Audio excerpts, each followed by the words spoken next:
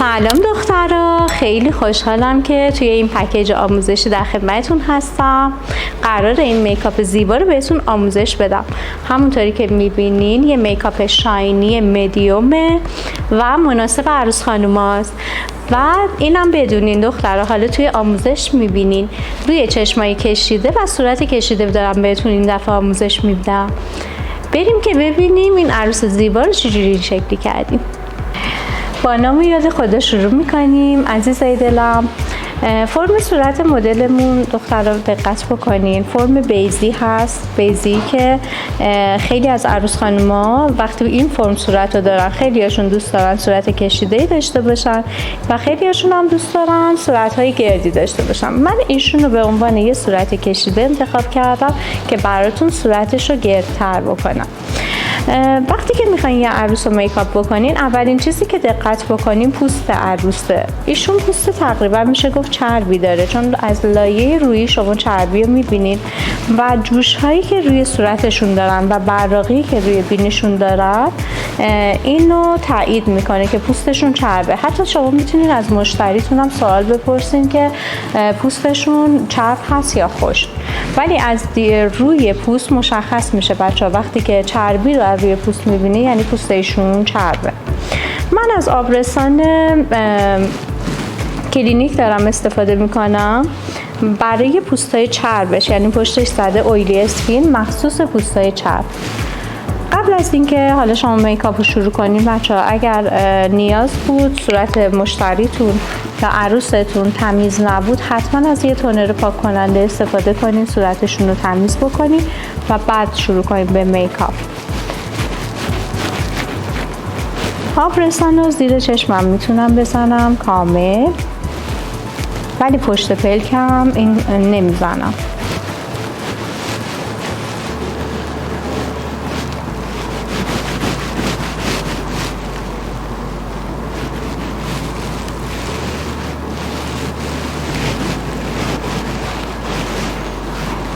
اولین کاری که انجام میدیم پس روی پوست تمیز آبرسانمون رو با دقت میزنیم. تایم مکس آبرسانمون دخترها 10 دقیقه است.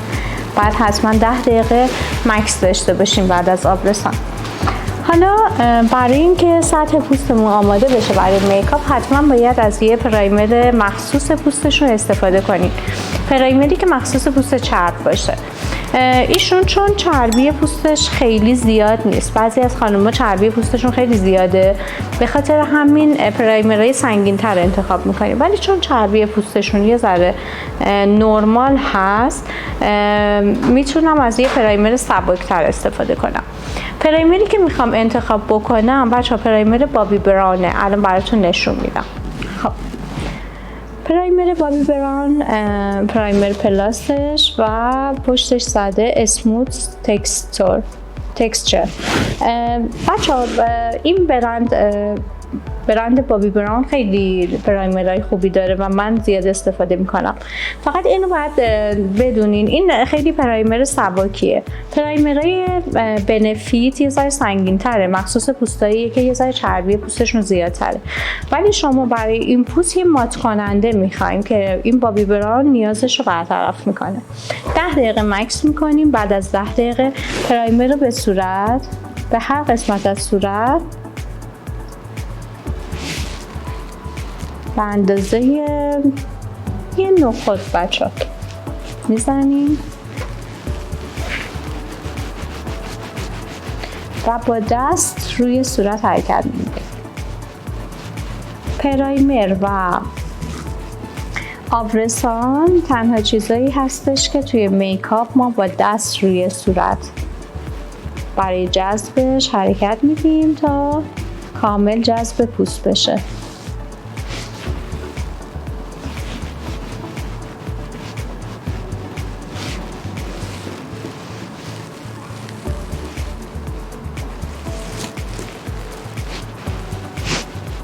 ایشون منافذ باز پوستشون خیلی کمه، خیلی کم. اگر منافذ پوست باز بود حتما از پرایمر بنفیت استفاده بکنین که اون پرایمر توی پوشاندن منافذ خیلی بهتر عمل میکنه. ولی چون خیلی سبکه، همین مات کننده که برای صورتش زدم میتونه اینو کاور کنه. تایم مکس پرایمرمون 20 دقیقه است. شما همزمان با پرایمر حتما یه کرم دور چشمم استفاده بکنید. کرم دور چشمم استیلادره که اینم باید 20 دقیقه مکس داشته باشه و زیر چشم میزنم که زیر چشمشون یه ذره پفالوده و این پرایمر پف چشمو برطرف میکنه، روی چروک زیر چشمم تاثیر مثبت میذاره.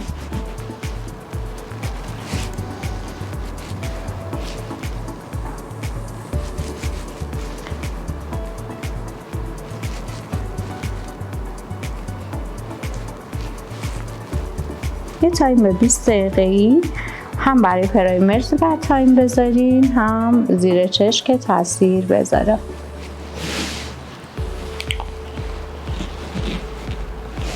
خب همونطوری که میبینین صورت مدلمون کاملا مات شده، چربی پوستشون رو پرایمر برطرف کرده.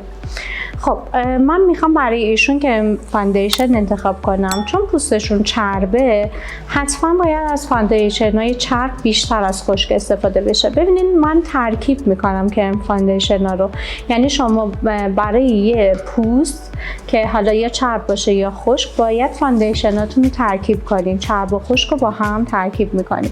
فاندیشنی که گذاشتم برای پوست ایشون فاندیشن سامر خزامی هست که خیلی مات کننده خوبیه بچه‌ها و برای پوستای چرب خیلی مناسبه، پوستو چرب نمیکنه، دوامش خیلی زیاده. شماره‌ای که الان برایشون دارم میذارم شماره 30 هست، چون میخوام یه کوچولو پوستشو خیلی کم حالت طلایی تر بکنم. اگر یه پوست نیاز داشته باشه که 10 تا قطره کرم پود داشته باشه، ما تقریبا 7 تاشو فاندیشن چرب میزنیم و 3 تای بعدی فاندیشن خشک، یعنی فاندیشن چربمون باید بیشتر از فاندیشن خشکمون باشه که پوستمون مات تر بشه. حالا فاندیشن بعدی که میخوام ترکیب کنم کلارینس هست، مخصوص پوستای تقریبا میشه گفت چربه، شماره 107 شه که مناسب رنگ پوستایشونه. پمپاشون خرابه، ببخشید.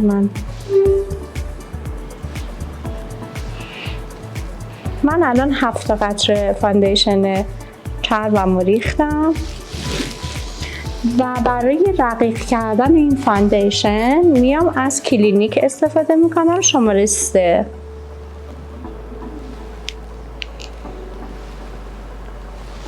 و یه ترکیب کرم پودر خیلی خوب الان دارم که این ترکیب پوستش رو نه خیلی خشک میکنه نه خیلی چرب. حتما روی پالت بچه ترکیب انجام بدین. من خودم یه وقتایی روی صورتم انجام میدم، ولی وقتی که شما رنگای متفاوت داشته باشین توی فاندیشنتون اون موقع براتون سخت میشه. به غیر از دور چشم بقیه جاهای صورتتون رو از فاندیشن میذارین.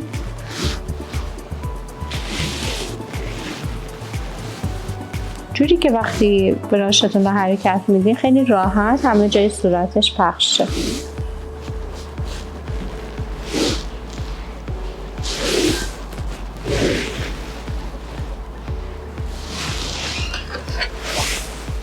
خیلی هم میپرسن اول شما فاندیشن میزنیم به صورت عروس یا اول چشم کار میکنیم. بچه ها هیچ فرقی نداره، ولی من ترجیح میدم اول پوست رو کار کنم و بعد چشم کار کنم. این روشی که بهتون یاد میدم زمانی که شما اول پوست رو کار میکنیم بعد چشم کار میکنیم اصلا پوستتون کثیف نمیشه. یعنی ما با یه پودر کامل صورت رو فیکس میکنیم که سایه ها روی صورت نریزه و کثیفش کنه. براشی که برای پخش کردن فاندیشن دارم روی صورت استفاده میکنم براش 190 مکه. بچه ها براشای تخت برای صورت خیلی مناسبن، مثل همین براشی که دست منه، ولی براشایی که سرگردن برای پخش کانتور چرب استفاده میشه روی صورت، ولی شما برای خودآرایی میتونید برای فاندیشناتون از براشای گرد و سرتخت استفاده کنید. این براش خیلی مناسب به پخش کردن فاندیشن روی صورت عروسه.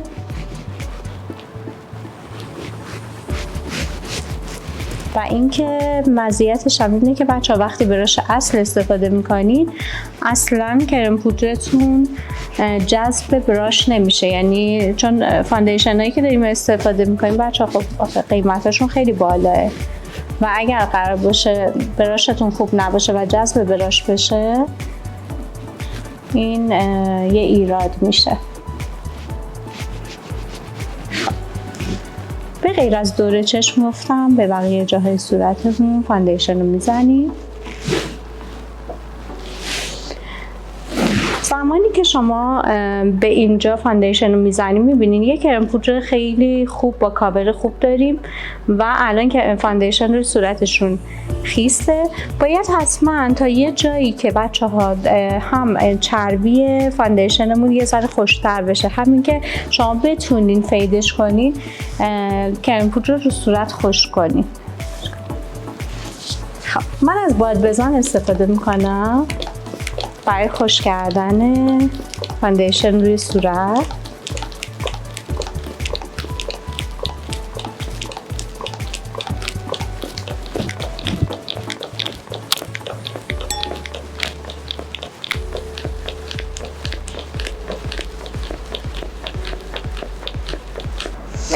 با یه پد سه‌گوش که پد سه‌گوشمون برند کریولان یا مک هم میتونه باشه.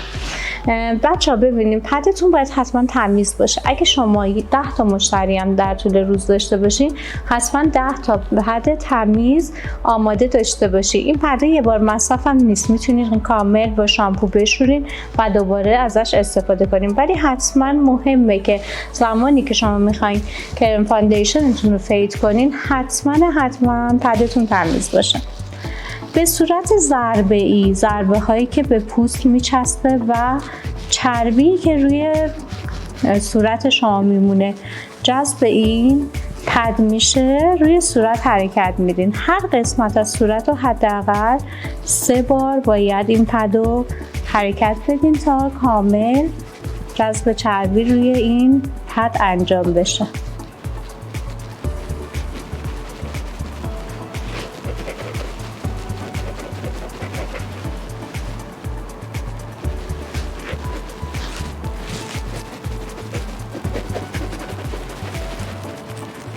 قسمت هایی از صورت مثلا مثل تیزون، خیلی از خانم‌ها تیزون های چربی دارن، بیشتر چربه، شما باید روی قسمت های چربتر پدتون رو بیشتر حرکت بدین تا چربی بیشتری جذب پد بشه.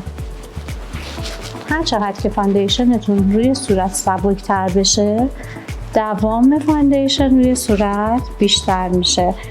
پس فکر نکنین که هرچی فاندیشن بیشتر باشه صورتتون کاور بالاتری میگیره، اصلا اینطوری نیست. کاملا برعکس، مواد کم روی صورت باعث تمیزی میکاپ و در عین حال اگه مواد خوب انتخاب بکنین پوشش بالایی هم روی پوستشون خواهید داشت. شما همونطوری که میبینین بچه‌ها لک‌هایی که روی صورتش بود ببینین کامل پوشیده شده، حتی جوشی که روی چونش بود کامل کاور شده.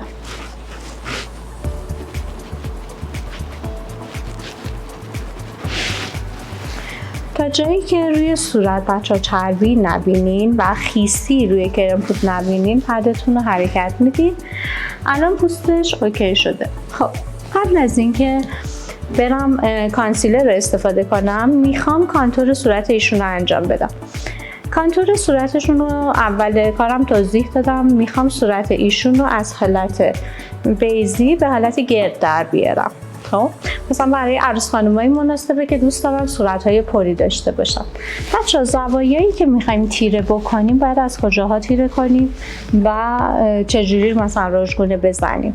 اولا اینکه چون پوستشون چربه اصلا مشکلی نداره که شما از کانتور چرب استفاده کنید، ولی کانتور چربتون بچه مثلا کانتور چرب من الان فنتیه، رنگ ترافلشه، خب خیلی چرب نیست. بعضی از کانتورهای چرب خیلی چربی بالایی دارن، مثل برند مک مثلا کانتورهای چرب خیلی چربی داره و اونا مثلا استفاده نکنین، از اون برند خیلی بهتره روی پوستای چرب.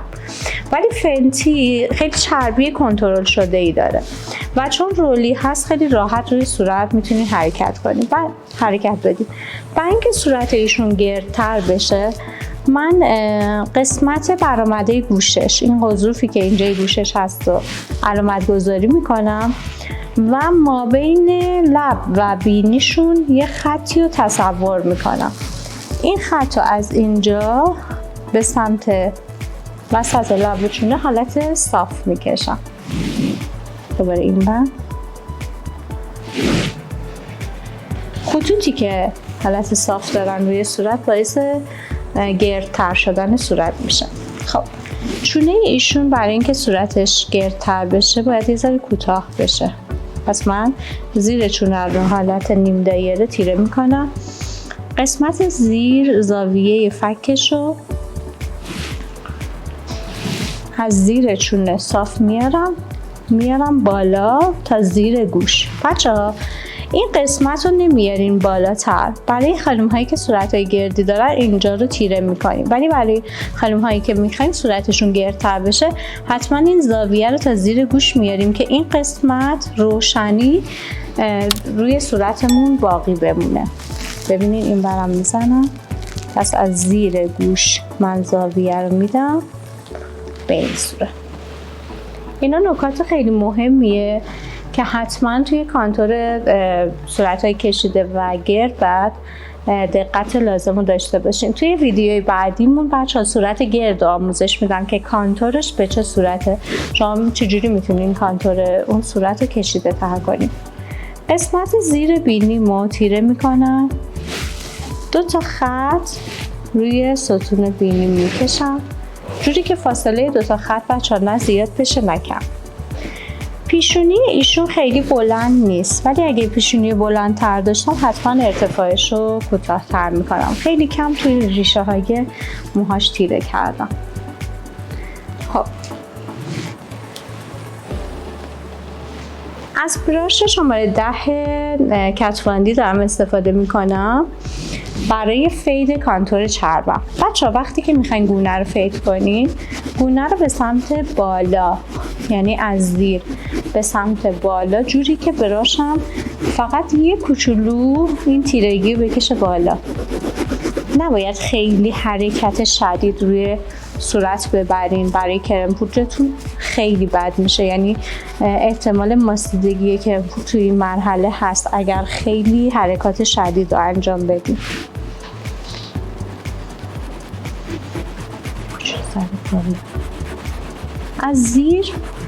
از زیر فک براشتونم به سمت زیر گردن، خیلی بالا نمیارین روی صورت. برای خانمایی که ارتفاع صورتشون بیشتر از ایشونه، چون ایشون خیلی ارتفاع صورتش زیاد نیست، ولی خانمایی که خیلی کشیده ترن شما میتونین یه خورده تیرگی رو بیارین بالاتر که صورت از حالت کشیدگی زیاد در بیاد. خب زیر بینی، قسمت پیشونی، من قسمت روی بینیمو با یه براش کوچیک‌تر شبیه این براش، یه براش خیلی معمولیه بچه‌ها، شماره نداره، ولی مشابه این براش رو میتونین استفاده کنین، سرتخته باشه. بینی رو فیدش میکنین به سمت پایین.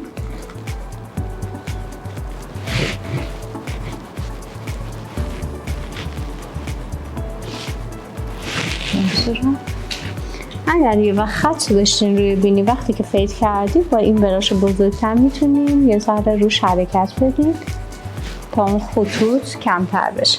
خب من برای گونه ایشون میخوام یه رنگی انتخاب بکنم که صورتشون پرتر بشه. بچه‌ها الان کانتور چربایی که استفاده میکنیم روی گونه یه خورده رنگدارم هست، یعنی ما قبلا از دو رنگ کانتور استفاده میکردیم، الان از 3 رنگ کانتور استفاده میکنیم.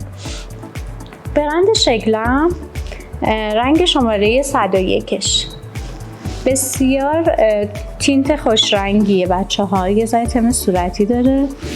قسمت سیب گونه‌مو تینتمو میذارم. این کمک میکنه وقتی سیب گونه‌تون کامل یه رنگ روشن داشته باشه توی گرد کردن صورت خیلی تاثیر داره. البته بچه اینا همش زیر سازه، یعنی شما بعدش حتما باید از کانتور خشکم روی صورت استفاده کنین که توی مراحل بعدی بهتون آموزشش رو میدم. ولی کار کردن با این وسایلی که بهتون معرفی میکنم و ترتیبش خیلی مهمه، یعنی شما باید این ترتیب رو حتما توی کارتون رعایت کنین. رنگش رو ببینین چقدر ملایم و قشنگ شد.